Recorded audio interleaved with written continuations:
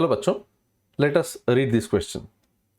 If a circle of constant radius 3k passes through the origin O and meets the coordinate axis at the points A and B, then the locus of the centroid of the triangle OAB is which of these given four options? Now इस problem को solve करने के लिए हमें जो की concept चाहिए वो हो जाएगा first of all obviously you have to understand the meaning of locus. तो लोकस किसे कहते हैं? लोकस मतलब एक मूविंग पॉइंट है. उस मूविंग पॉइंट को हम लोग h कॉमा के एज्यूम कर लेंगे. जो भी पैरामीटर्स है प्रॉब्लम में, वेरिएबल पैरामीटर्स ऑफ कोर्स, उनको हटा देना है एंड देन फाइनली h और k की जगह पे x और y डाल देंगे जियोमेट्रिकल कंडीशंस को अप्लाई करके. We will find out the locus of the corresponding moving point. और दूसरा जो कॉन्सेप्ट है वो है कि एक ट्रायंगल का सेंट्रॉइड का फॉर्मूला क्या होता है. तो ऑब्वियसली ट्रायंगल की जो तीनों वर्टिसेस होती है वो अगर x1, y1, x2, y2 और x3, y3 होती है तो उस ट्रायंगल का सेंट्रॉइड का जो फॉर्मूला है generally denoted by g, it is given by x1 plus x2 plus x3 by 3 y1 plus y2 plus y3 by 3. So basically these are the two concepts we will be requiring to solve this particular problem. तो एक बार हम लोग देख लेते हैं इसको. A circle of constant radius 3k passes through the origin. तो यहाँ पे एक सर्कल है हमारे पास जिसको बताया गया है कि वो ओरिजिन O से पास करती है और उसका रेडियस 3k है. ऑल्सो वो कोऑर्डिनेट एक्सिस को A और B पॉइंट्स पे मीट करती है. तो ऑफ कोर्स मान लो ये एक्स एक्सिस हो गया और यहाँ पे this is the Y axis. तो ऑब्वियसली वो कोऑर्डिनेट एक्सिस को ए और बी के मीट करती है. तो let's say that this is the point A, this is the point B.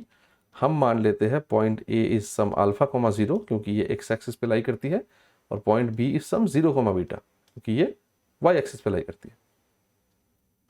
Obviously ध्यान से देखो, जो भी इसका सेंटर होगा ओ से ए के बीच में आपको जाना पड़ेगा यहाँ तक पहुँचने के लिए. Same here as well. मतलब basically if O A is alpha तो यहाँ से सेंटर सी तक पहुँचने के लिए ऑब्वियसली सी से अगर आप परपेंडिकुलर ड्रॉप करते हो कोऑर्डिनेट के हिसाब से तो यहाँ पे ये कॉर्ड को ये बाइसेक्ट करेगा. सिमिलरली इस कॉर्ड को ये बाइसेक्ट करेगा.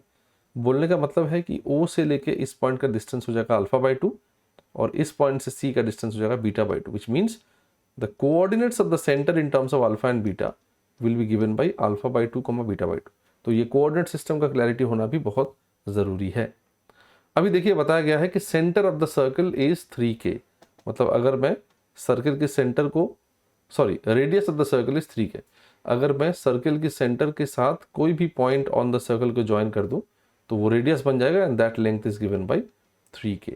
So definitely I can clearly see that alpha by 2 this distance is alpha by 2. यहाँ से यहाँ तक का डिस्टेंस इज बीटा बाई 2 और ये बन गया छोटा सा एक right angle triangle. That means we can easily use Pythagoras theorem now and that will give us alpha by 2 whole squared plus beta by 2 whole squared. This is equal to 3k whole squared. From here we are getting alpha squared plus beta squared equal to, देखो यहाँ से 2 squared 4 ऊपर गया और यहाँ से 3 squared is 9, so 36k squared. Don't forget that k is the constant here. इसको भूलना मत. तुम्हारा पैरामीटर है अल्फा एंड बीटा, तुमको अल्फा और बीटा को एलिमिनेट करना है, राइट? के को एलिमिनेट नहीं करना है. के इज कांस्टेंट, इसीलिए कांस्टेंट वर्ड यहाँ पे लिखा गया है. Constant radius. K is fixed. Alpha और बीटा वेरिएबल है, हम लोग उनको हटाने का कोशिश करेंगे. Now locus of the centroid of the triangle O A B. तो हमें ओ ए बी जो ट्रायंगल है ऐसे उसका लोकस, उसका सेंट्रॉइड का लोकस निकालने का कोशिश करना है. तो O A B obviously we have O as 0,0, A as alpha 0 and B as 0, beta.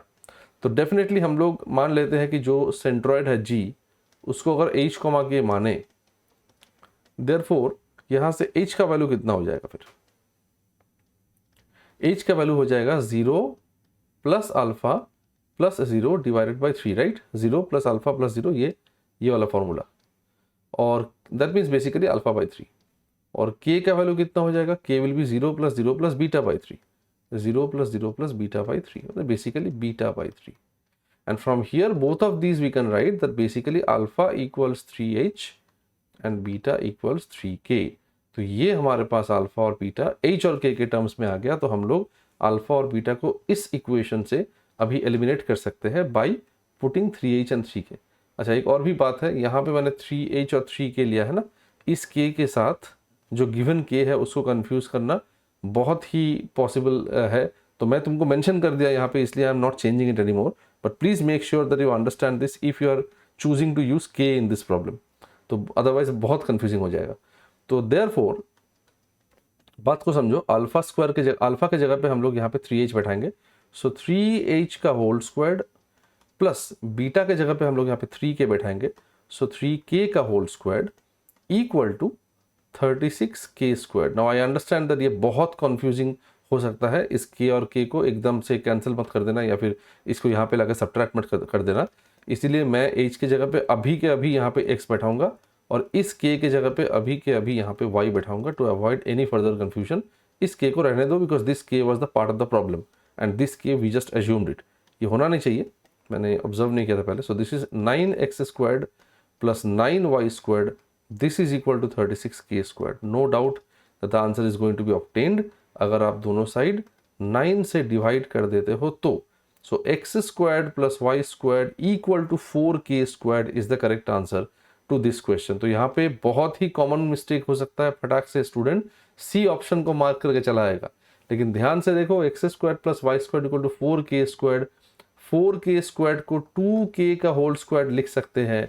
That means option A is the correct answer, not option C. Be very very careful. सही करोगे पूरा question, अंत में जाके options को देख के थोड़ा सा कंफ्यूज्ड हो जाना बहुत ही कॉमन बात है। इस कारण भी अच्छे स्टूडेंट्स को जस्ट बिकॉज अटेंशन जो है उसको लैक कर जाता है थोड़ा सा। तो you have to be very very attentive while solving this problems. So option A is the correct answer. I hope you understood the solution well. Best of luck.